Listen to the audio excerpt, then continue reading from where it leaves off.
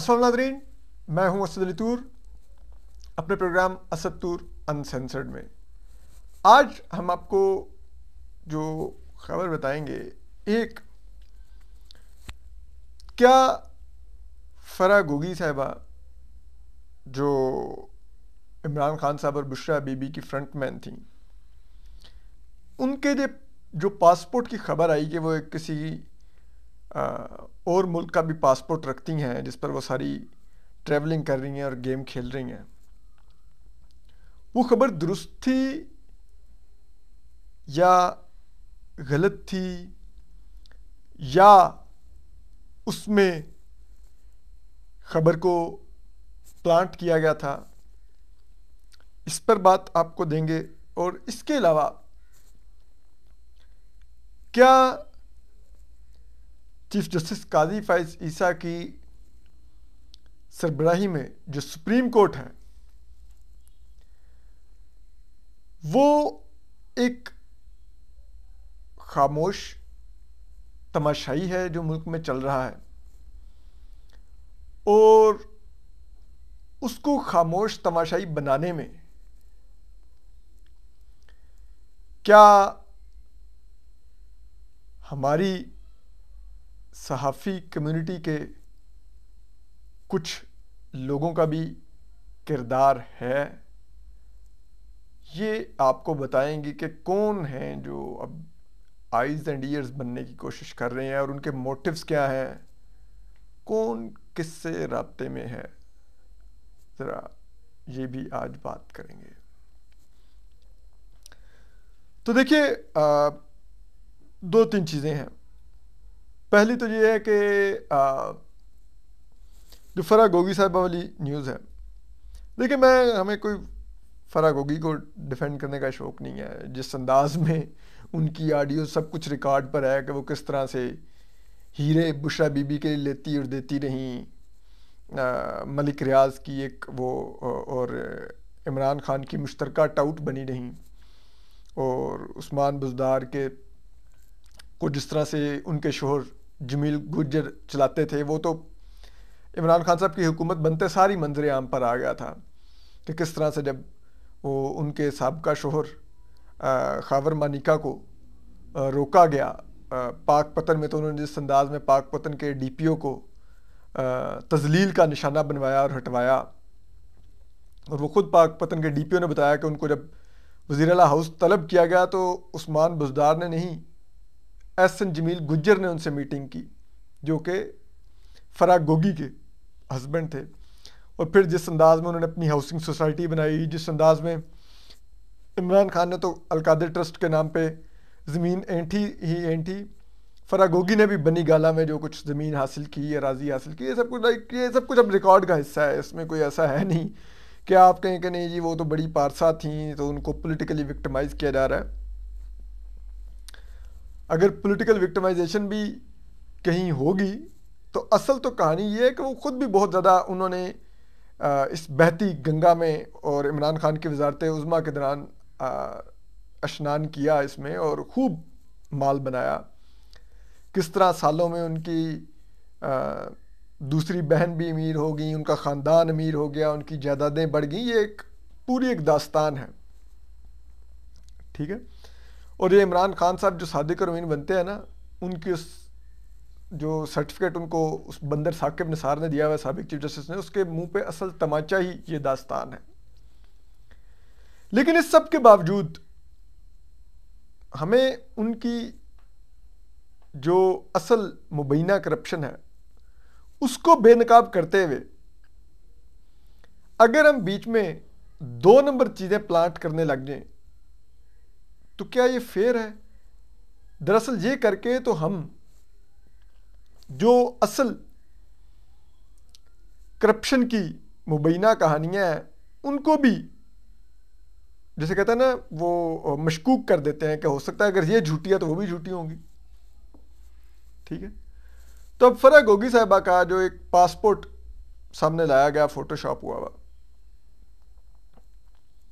वो हम पूरी जिम्मेदारी से कह सकते हैं कि वो हमारी मिलिट्री इस्टेब्लिशमेंट ने एक झूठा पासपोर्ट का एक स्क्रीनशॉट बना के, जिसमें उन्होंने ऊपर وہ تصویر چپکا کے یہ وہ کر کے تو اپنے ہی لوگوں کے ذریعے اس کو چلوایا. ٹھیک ہے.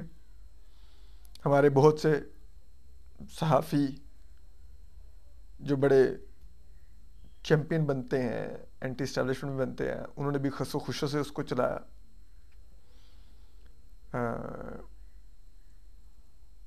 ٹویٹس کیے کہ جی یہ دیکھیں فرح گوگی کا یوں کا پاسپورٹ آ گیا ہے اور یہ بڑی ایکسکلوزیو سٹوری ہے اور یہ فلاں بندہ نکال کے لے آیا. ٹھیک ہے. اور بڑی ڈرم بیٹنگ ہوئی اس کے اوپر، یہاں تک کہ پھر پہلے شرلی ادھر چھڑوائی گئی، پھر فورس کیا گیا مین سٹریم میڈیا کو کہ آپ یہ خبر اٹھائیں اور چلائیں. ٹھیک ہے. اب اس کے بعد جناب وہ خوب جیو نیوز سے لے کے ہر ادارے نے اس کو مقدس صحیفہ بنا کے چلایا کہ جیسے وہ کوئی اوپر سے اترا ہوا الہامی صحیفہ ہے وہ خبر، اور جبکہ وہ مکمل طور پہ جھوٹی تھی. ٹھیک ہے. اور اگر اب ہماری صحافت کا معیار یہاں پر آ گیا کہ ہم آئی ایس آئی اور آئی ایس پی آر کے ماؤتھ پیس بن گئے ہیں، تو کیا پھر پلے بچا؟ اور آپ سوچئے ہماری ملٹری اسٹیبلشمنٹ یہ بھی نہیں سوچ رہی کہ وہ ہمیں ایک اپنے معذرت کے ساتھ در پہ بندھے ہوئے کتے کی طرح استعمال کر رہے ہیں کہ آپ کا جب دل کرے گا آپ گیٹ سے باہر نکال کے جس پہ مرضی چھوڑ دیں، اور جب دل کرے گا آپ ہمیں کہیں گے مثبت خبریں دو تو ہم پاؤں میں بیٹھ کے دم ہلانے لگ جائیں گے. تو آپ دراصل پاکستان کو انٹرنیشنلی بھی ڈسکریڈٹ کرتے ہیں. جو بین الاقوامی برادری ہے یا باہر کے جو سرمایہ کار ہوتے ہیں، جو ڈپلومیٹس ہوتے ہیں، وہ پاکستان کے بارے میں کہتے ہیں کہ یار ان سے کیا ڈیل کرنا، یہ تو ایک بنانا سے بدتر ریپبلک ہے. یہاں پر تو میڈیا بھی آزاد نہیں ہے، میڈیا تو کی خبر پہ کیوں ہم اعتماد کریں؟ وہ تو اسٹیبلشمنٹ کا ایک ماؤتھ پیس ہے جو جب اس کو دل کریں گے، کبھی وہ 2000 جسے کہتے ہیں 9 10 11 میں پیپلز پارٹی پہ چھڑا ہوا تھا تو سارا دن میڈیا خبریں دیتا تھا کہ فلاں جگہ پہ اتنے کی کرپشن ہوگی، فلاں جگہ پہ اتنے کی کرپشن ہوگی، عجب کرپشن کی گجب کہانیاں. اور افتخار چودھری 100 موٹو پہ 100 موٹو لے کر ایک ملٹری اسٹیبلشمنٹ نے ایک ٹرائکا بنایا ہوا تھا کہ یہاں سے میڈیا کو خبر اچھالتے تھے.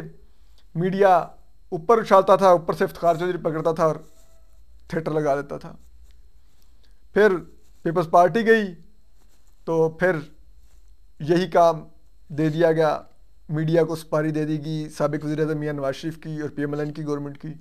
میڈیا ان کے بارے میں شروع ہو گیا. عمران خان کے آگے کنٹینر کے آگے ایک بندہ نہیں کھڑا ہوتا تھا، میڈیا 24 گھنٹے لائیو دکھاتا تھا کنٹینر کی تصویر کہ عمران خان کنٹینر پہ چڑھ کے بندر کی طرح کبھی ادھر چل رہا ہے کبھی ادھر چل رہا ہے، اور ایک تماشا چل رہا تھا.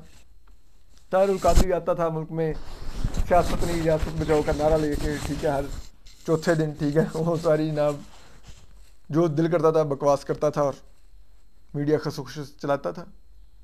ٹھیک ہے. اور وہی جناب وہ پاناما لیکس آ گیا تو وہ ٹرانسمیشنیں، تو وہ یہ جی ڈان لیکس یہ ہو گیا جی، ڈان لیکس کے خلاف وہ جھوٹے سکینڈل، سیرل میڈا کی تصویریں چلا رہا ہے، اس کو غدار ثابت کرنے پہ لگا ہوا ہے، او یہ وہ ایک عجیب تماشا چل رہا تھا.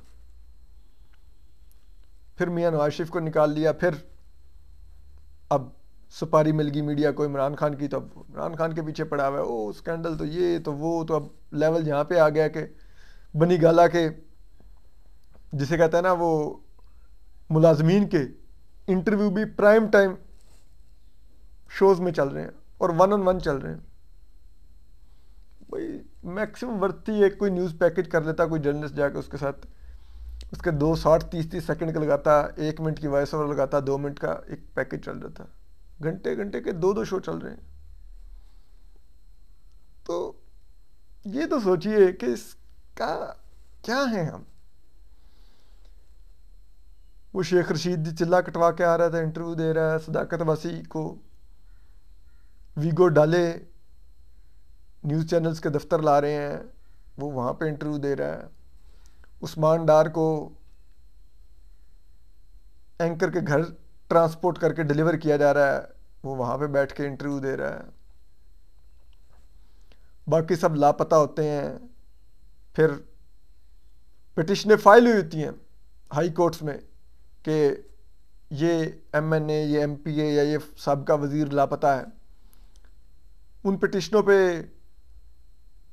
مہینہ مہینہ کاروائی لٹکی رہتی ہے، اور اس کے بعد اچانک سے وہ منسٹر یا وہ ایم این اے یا ایم پی اے کسی پریس کلب میں نمودار ہوتا ہے اور وہاں پہ پریس کانفرنس کر دیتا ہے، اور ہم خوشی سے چلاتے ہیں. ہم یہ عوام کو کھل کے بتاتے ہی نہیں کہ یہ پریس کانفرنس ان سے کون کروا رہا ہے. یہ آئی ایس آئی کے سیف ہاؤس میں تھے، یہ ایم آئی کے سیف ہاؤس میں تھے، کس کرنل نے فون کیا ہے، کس بریگیڈیئر نے فون کیا ہے، آؤ بیٹھو یہ کرو. یہ ہمارا لیول رہ گیا، لیول آف رپورٹنگ. اور یہ پہلی دفعہ نہیں ہو رہا، 2015-16 میں بھی ہم یہی کر رہے تھے، تب بھی نواز شریف کے خلاف کر رہے تھے. 2011-12 میں ہم آصف زرداری صاحب کے خلاف کر رہے تھے. ٹھیک ہے، کیا ہماری کریڈیبلٹی رہ گئی ہے؟ کہاں پہ کھڑے ہوئے ہیں آج ہم؟ کوئی ہمارے اندر کوئی سوچنے کو تیار ہے؟ کوئی ہمارے گریبان میں جھانکنے کو؟ کوئی کیوں جھانکے؟ ہم خود جھانکنے کو تیار ہیں. آپ سوچئے نا، آج کل بہت سے اینکرز جو میاں نواز شریف صاحب کے خلاف بڑی خوشی سے خبریں چلا رہے تھے، آج کل عمران خان صاحب کے خلاف بھی چلا رہے ہیں. کس نے ان کا قبلہ بدلا ہے؟ اور بہت سے ایسے ہیں جن کا قبلہ نہیں بدلا، لیکن وہ یہ بتا رہے ہیں کہ میاں نواز شریف کے خلاف عمران ریاض خان ہو، ٹھیک ہے، وہ صدیق جان ہو، وہ دوسرے تیسرے ہوں، وہ خود اپنے منہ سے بتا رہے ہیں کہ ہمیں آئی ایس آئی کے سیف ہاؤسز میں لے جا کے فائلیں دی جاتی تھیں اور ہمیں پھر چھوڑا جاتا تھا ان کے اوپر. آج وہ نہیں سیف ہاؤسز میں جا رہے، تو ہمارے بہت سے دوست بڑے خوشی سے جا رہے ہیں سیف ہاؤسز میں، فائلیں لے رہے ہیں، بول رہے ہیں. اس کے بدلے میں ان کو ٹی وی اسکرینوں پر پروگرام بھی مل گئے ہیں، گاڑیاں بھی مل گئی ہیں، اور وہ ابھی بھی خود کو جمہوریت اور اس کا چیمپئن کہتے ہیں، سویلین سپریمیسی کا، میڈیا کی آزادی کا. یہ نہیں بتاتے کہ اب ہم بھی سیف ہاؤسز سے ہو کے اسکرین پر آئے ہیں اور ابھی بھی سیف ہاؤسز میں جا رہے ہیں. عجیب حال ہو گئے یہاں پہ. کیا ہماری تمام جدوجہد اس دن کے لیے تھی کہ ہم نے ان کا ٹاؤٹ بننا ہے ملٹری اسٹیبلشمنٹ کا؟ اگر تو اس لیے تھی تو جدوجہد میں آپ نے کامیابی حاصل کر لی ہے. یہی اگر ہماری کل جدوجہد تھی تو مبارک ہو جی، بہت بہت. ٹھیک ہے، تالیاں یہی بجا سکتے ہیں آپ کے لیے. اور میرے جیسا ایک معمولی صحافی جو ایک ہلکا پھلکا یوٹیوب کا ویلاگ کرتا ہے، یہی کر سکتا ہے پھر آپ لوگوں کے لیے، اور کیا کرے گا. لیکن اس سب میں جو افسوسناک پہلو ہے وہ یہ ہے کہ پاکستان کی سپریم کورٹ ایک خاموش تماشائی بنی ہوئی ہے.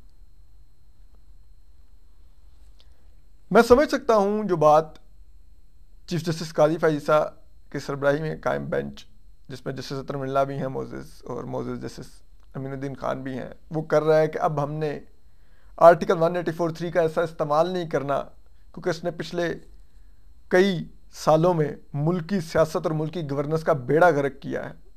یہ پولیٹیکل انجینئرنگ کے لیے ہم نے استعمال کیا ہے، اور اب ہم نے اداروں کو امپاور کرنا ہے اور اداروں کو کہنا ہے کہ وہ اپنا کام کریں، ہم ان کا کام نہیں کریں گے. پارلیمان اپنا قانون سازی کا کام کرے، ہم اس کے کام میں دخل نہیں دیں گے. الیکشن کمیشن اپنا کام کریں، ہم نہیں الیکشن کی تاریخیں دیں گے. دیگر بھی اسی طرح ادارے ہیں. فائن، یہ ڈاکٹرائن اٹ میک سینس، اس طرح ہونا بھی چاہیے. اداروں کو اپنا کام خود کرنا چاہیے. سپریم کورٹ کا ہر ایک کا چاچا ماما نہیں بن جانا چاہیے. ٹھیک ہے، بالکل میں اس سے متفق ہوں. پارلیمنٹ سپریم ہے، اس کو سپریم لگنا بھی چاہیے. یہ نہیں کہ ایک اپوزیشن جماعت ملٹری اسٹیبلشمنٹ کے ساتھ ملے، قومی اسمبلی میں اکثریت نہ رکھتی ہو، لیکن ہر کام آ کے سپریم کورٹ سے کروانے لگ جائے، اور پارلیمنٹ کو جسے کہتے ہیں نا آئسولیٹ کر کے رکھ دے سپریم کورٹ کے ساتھ مل کے. یہ بھی نہیں ہونا چاہیے کہ ججز پولیٹیکل پارٹی کے ساتھ مل کے الیکشن کی ڈیٹیں دے رہے ہوں ایک پارٹی کی خاطر. ایگری، میں سب پہ ایگری ہوں. یہ جو آرٹیکل 184(3) کے تحت کیس پاناما کا تھا اور اقامہ پر بیٹے سے تنخواہ نہیں بھی لی ہوئی، اس پر بھی ایک سابق وزیر اعظم کو آئین میں کوئی شک نہیں بنتی تھی، بلیک لا ڈکشنری سے نکالا گیا۔ نہیں یہ کام ہونے چاہیے، یہ انتہائی شرمناک ہے، یہ قانون نہیں، یہ ہر طرح سے سیاست، جمہوریت اور انصاف تینوں کا قتل کیا گیا تھا، اور یہ ملٹری اسٹیبلشمنٹ کے کہنے پر کیا گیا تھا، اس وقت کا باجوہ ڈاکٹرائن کا حصہ تھا یہ۔ لیکن کیا آج جو ہو رہا ہے، کیا یہ غیر معمولی نہیں ہے؟ جس انداز میں 3 پٹیشنز پچھلے کچھ دنوں میں واپس کی گئیں، وہ بڑا میری نظر میں تو پریشان کن ہے۔ ایک جو بیرسٹر صلاح الدین احمد صاحب نے دائر کی تھی آرمی ایکٹ اور آفیشیل سیکرٹ ایکٹ کے اندر جو ترامیم کی گئی تھیں، ان کے خلاف وہ لوٹا دی گئی، اس پر کچھ نہیں کیا گیا۔ رجسٹرار آفس نے کہہ دیا جی یہ تو بنیادی حقوق کا بنتا ہی نہیں، عوامی مفاد کا کیس بھی نہیں بنتا کہ اس کو آرٹیکل 184(3) میں نکالیں۔ پورا کا پورا جمہوری نظام ایک منتخب نمائندوں کے ذریعے چلایا جانے والا ملک، جو کہ آئین پاکستان کہتا ہے کہ چوزن ریپرزینٹیٹیوز، پہلا صفحہ ہی وہاں سے شروع ہوتا ہے کہ اللہ کی حاکمیت ہوگی اور اس کا اختیار عوام کے منتخب نمائندے استعمال کریں گے، وہ غیر منتخب لوگوں کے نیچے ڈال دیا گیا۔ ٹھیک ہے، یعنی دیکھیں نا کہ ملٹری کو گورننس میں رول دے کر، ڈیولپمنٹ میں رول دے کر، ان کے رول کو لیگلائز کر کے، دراصل عوام کی ول اور جمہوری اور منتخب نمائندوں کے اوپر، نظام کے اوپر ایک شب خون مارنا ہے۔ یہ جب عوام اپنے منتخب کرنا نمائندے سے کام نہیں لے سکیں گے، بلکہ اس منتخب کرنا نمائندوں کے کام غیر منتخب لوگ کر رہے ہوں گے جو عوام کے ٹیکسوں پر چلتے ہیں، جن کی بنیادی ذمہ داری سرحدوں پر ہمیں دفاع فراہم کرنا ہے، وہ بیٹھے SIFC میں وہ معدنیات کی کانیں کھود رہے ہوں گے، تو جی وہ سڑکوں کے ٹھیکے لے رہے ہوں گے، ہاؤسنگ سوسائٹیاں بنا رہے ہوں گے، تو کیا وہ اپنے حلف کے مطابق کام کر رہے ہوں گے؟ کیا آئین میں ان کا یہ رول طے کیا گیا تھا؟ تو کس طرح سے یہ آئین سے متصادم شکیں امینڈ کر دی گئیں یا ایڈ کر دی گئیں آرمی ایکٹ میں اور آفیشیل سیکرٹ ایکٹ میں؟ لیکن سپریم کورٹ نے کہا تو عوامی مفاد کا کیس ہی نہیں ہے، کھڈے میں گئے۔ اعتزاز احسن صاحب، انہوں نے پیٹیشن کی مسنگ پرسنز کے معاملے پر، گو کہ اس کا ایک پولیٹیکل اینگل تھا کہ یہ نظر آ رہا تھا کہ وہ PTI کو بینیفٹ دینے کے لیے بھی وہ پیٹیشن ہے، لیکن اس کا بنیادی تھرسٹ کیا تھا؟ وہ تو بنیادی انسانی حقوق کا ہی مسئلہ تھا نا، وہ عوام کی ول کا معاملہ تھا کہ ملک میں پچھلی 2-3 دہائیوں سے بلوچستان اور ملک کے دیگر علاقوں میں لاپتہ افراد کا مسئلہ سنگین سے سنگین تر ہو گیا ہے۔ چیف جسٹس قاضی فائزہ کو 2 ماہ ہونے والے ہیں، سب کو پتا ہے لاپتہ لوگ ملٹری اسٹیبلشمنٹ کی حراست میں ہیں، آئین قانون کو بوٹ کی نوک پہ رکھ کے انہوں نے اپنے عقوبت خانوں میں ڈالے ہوئے ہیں، ایک کا کیس نہیں ٹیک اپ ہوا ابھی تک سپریم کورٹ میں۔ اس دن چیف جسٹس قاضی فائزہ کے پہلو میں بیٹھ کے جسٹس اطہر من اللہ نے کہا کہ یہ آرٹیکل 184(3) کو ہم لاپتہ افراد جیسے کمزور لوگوں کے لیے استعمال کرنا چاہتے ہیں، لیکن کیوں نہیں کوئی 2 ماہ سے یہ کیس ایسا ٹیک اپ ہوا؟ تو چلیے اعتزاز احسن کی PTI کے لیے بنائی ہوئی بال کے اوپر ہی رکھ کر اس کو اس طرف لے جایا جا سکتا تھا۔ یہ جس انداز میں ابھی پولیٹیکل انجینئرنگ ہو رہی ہے، کیا یہ 2016 کا ریپلیکا نہیں ہے؟ کیا یہ 2011-12 کا ریپلیکا نہیں ہے جب کاف لیگ میں سے لوگ اٹھا کے PTI میں ڈالے جا رہے تھے تو چودھری پرویز الہی کی بھی چیخیں نکل گئی تھیں کہ ہمارے لوگ جنرل پاشا PTI میں لے کے جا رہے ہیں؟ کیا یہ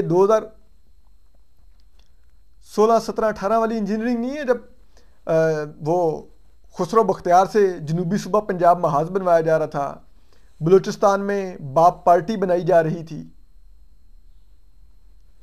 کیا یہ اسی طرح کی پولیٹیکل انجینئرنگ نہیں ہے؟ کیا ایک طرف استحکام پاکستان پارٹی بنائی جا رہی ہے جہانگیر ترین کے اس میں، دوسری طرف وہاں پہ کے پی میں وہ so called peoples party parliamentarian Pervez Khattak سے بنوائی جا رہی ہے.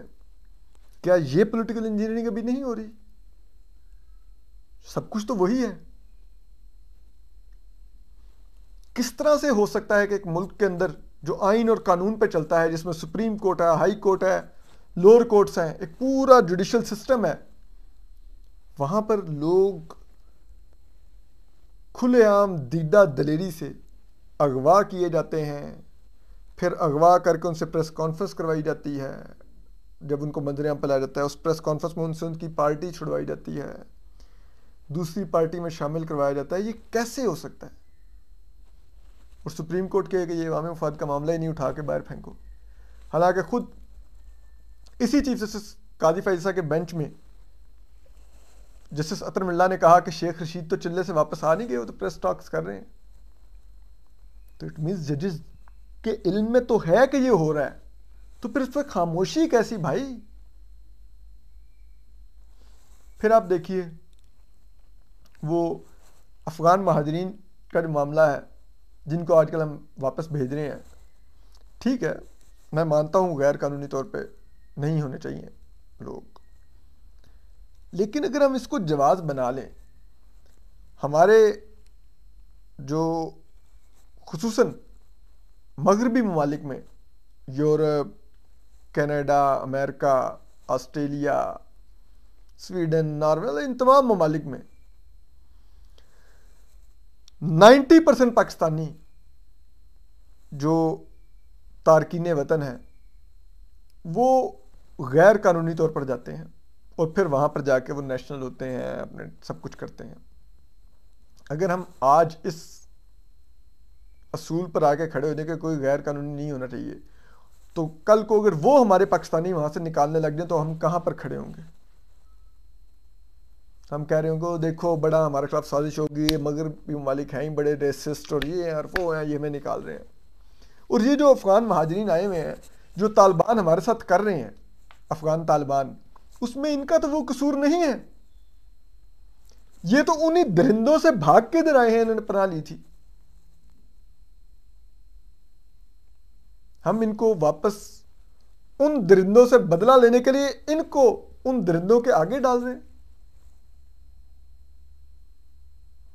اب وہ میں پڑھ رہا تھا کامران یوسف صاحب نے بڑا زبردست انٹرویو کیا، ان کا جو پاکستانی نمائندہ ہے افغانستان کے لیے، وہ کیا درانی صاحب، میرے بھی ذہن میں نام نہیں آ رہا، وہ پاکستانی حکومت کے نمائندے ہیں، ملٹری اسٹیبلشمنٹ کے آدمی ہیں. وہ کہہ رہے ہیں کہ یہ افغانستان میں جب سے طالبان آئے ہیں ہمارے لیے تو وہ ایک ڈراؤنا خواب ثابت ہوئے ہیں. پاکستان میں دہشت گردی کے واقعات بڑھ گئے ہیں، اور وہ یہ بھی اب کھلے منہ سے آن ریکارڈ انٹرویو میں کامران یوسف صاحب کے سامنے مان رہے ہیں کہ وہ طالبان، افغان طالبان اور تحریک طالبان پاکستان دونوں ایک ہی سکے کے دو رخ ہیں. حالانکہ آج تک ہمیں یہ جھوٹ بیچا جاتا رہا کہ نہیں افغان طالبان اچھے لوگ ہیں، ٹی ٹی پی والے جو ہیں یہ تحریک طالبان پاکستان یہ انڈیا کی پراکسی ہیں. اب وہ دونوں مل جل کے انہوں نے پاکستان کا جینا حرام کر دیا. دہشت گردی کے واقعات میں 83% اضافہ ہوا ہے، خودکش حملوں میں 500% اضافہ ہوا ہے. کہاں پر کھڑے ہیں آج ہم؟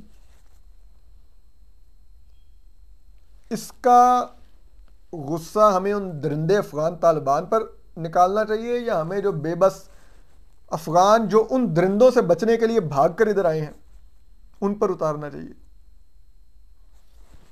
یہ جو افغان مہاجرین ہیں، میں مانتا ہوں، لیکن میں اسلام آباد میں رہتا ہوں، یہاں پہ کرائے شوٹ اپ کر گئے جب سے یہ طالبان کے یہ جو افغان ہمارے بہن بھائی آ کے مہاجرین ادھر انہوں نے گھر اور اپارٹمنٹس کرایوں پہ لیے، لائک منیمم 100% ریز ہوا ہے.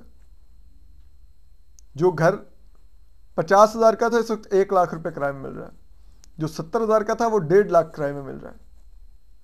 جو اپارٹمنٹ 1 بیڈروم ہال کا 35-40 ہزار کا تھا، آج 60-65 ہزار میں مل رہا ہے. ہوا ہے یہ سب کچھ. لیکن ان افغان طالبان کو اتنا عرصہ ہم نے ہی تو چھپا کے رکھا نا، اور یہ ڈبل گیم کھیلی، اور اس کی وجہ سے وہ آج واپس افغانستان پر ہم قبضے میں کامیاب ہوئے. تو میں سچی بتاؤں، کم از کم ایز انڈیویجول میں اپنی حد تک وہ قیمت ادا کرنے کو تیار ہوں کہ جو ان افغان نوجوان لڑکے لڑکیوں کے خواب ہم نے چھینے ہیں، ہماری ریاست نے چھینے ہیں افغان طالبان کو وہاں پر مسلط کر کے، کہ اگر مجھے کرایہ زیادہ دینا پڑتا ہے ان کی وجہ سے تو. لیکن کیا ہماری ریاست نہیں سمجھتی کہ وہ آلریڈی افغان ہم سے ناراض ہیں، ہم مزید ان کے زخموں پر یہ نمک چھڑک رہے ہیں ان کو نکال کے. تو اب کیا کریں؟ ہم کہہ رہے ہیں چلو جی ڈالو ان کو ان کے سامنے. اور پچھلے کچھ عرصے میں جس انداز میں پولیس نے اور اسلام آباد کی بیوروکریسی نے اور ایجنسیز نے پیسہ بنایا ہے، جو یہاں پر افغان تھے ان کو گرفتار کر کے چھوڑ کے پھر گرفتار کر کے ڈال کے ادھر کر کے ادھر کر کے ہراس کر کے سڑکوں پر، یہاں تک کہ اپنے جو ہمارے کے پی کے اپنے جو پختون تھے ان سے بہت پیسہ بنایا، جو ادھر ادھر شہروں میں چھوٹی موٹی نوکریاں کرتے تھے ان سے پیسہ بنایا، ان کو اٹھا کے لے گئے کہ نہیں تم جھوٹی دستاویزات بنوا کے جھوٹے پاکستانی ہو، تم اصل میں افغان ہو، ان سے پیسے بناتے رہے. یہ کیا کیا ہم نے اس پالیسی میں؟ اس کے خلاف بھی پیٹیشن گئی سپریم کورٹ میں، تو وہ بھی انہوں نے کہا دی کہ بنیادی حقوق کا مسئلہ نہیں اٹھا کے وہ باہر پھینک دی رجسٹرار آفس نے. یہ کیا ہو رہا ہے پھر؟ اور میں یہ جو سب کچھ ہو رہا ہے اس میں جو سپریم کورٹ کی خاموشی ہے بڑی معنی خیز ہے. میں نہیں کہتا کہ سپریم کورٹ پولیٹیکل انٹرونشنز کرنے لگ جائے، لیکن ایٹ لیسٹ ایسے اقدامات تو لے، کوئی 1-2 پیٹیشنز اٹھا کے، کہ غیر جمہوری قوتوں کو یہ پیغام ملے کہ سپریم کورٹ کی آنکھیں بند نہیں ہیں، وہ ملک کو یوں نہیں روند سکتے، آئین اور قانون کو، جمہوریت کو یوں نہیں روند سکتے دیدہ دلیری سے. اور میں پوری ذمہ داری سے یہ بات کر رہا ہوں. اس میں بعض لوگ اس وقت ہماری میڈیا کے بڑے آئیز اینڈ ایئرز بنے ہوئے ہیں، ججز کے ارد گرد منڈلا رہے ہیں، ٹیلی فونوں پر باتیں کر رہے ہیں، اور بڑی خوبصورتی سے بعض ججز کو ٹیم کر رہے ہیں. اور وہ لوگ کسی پولیٹیکل پارٹی کے کی بندے سے بھی رابطے میں ہیں.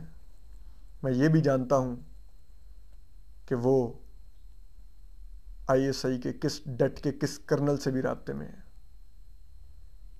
یہ ہمارے ججز کو سوچنا چاہیے وہ کن کی باتیں سن رہے ہیں، کن کی باتوں پر اپنی آنکھیں بند کر کے بیٹھ گئے ہیں. ہمیں یہ یاد رکھنا چاہیے ہم نے اپنی ساتھ ماضی میں پیش آئے ہوئے واقعات کی بنیاد پر کسی کے بارے میں دل میں بات نہیں رکھنی. ہم نے ہر ایک کو آئین اور قانون کی نظر سے دیکھنا ہے. میں تو دیکھتا ہوں، میں صحافی ہوں، کیونکہ صحافی کی لائلٹی صرف آئین اور قانون کے ساتھ ہونی چاہیے، کسی سیاسی جماعت، کسی سیاسی شخصیت، کسی ادارے اور کسی ادارے کی شخصیت کے ساتھ نہیں ہونی چاہیے. اور میں امید کروں گا کہ ہمارے اداروں کو بھی اب یہ کرنا ہوگا. خیال رکھیے. اللہ حافظ.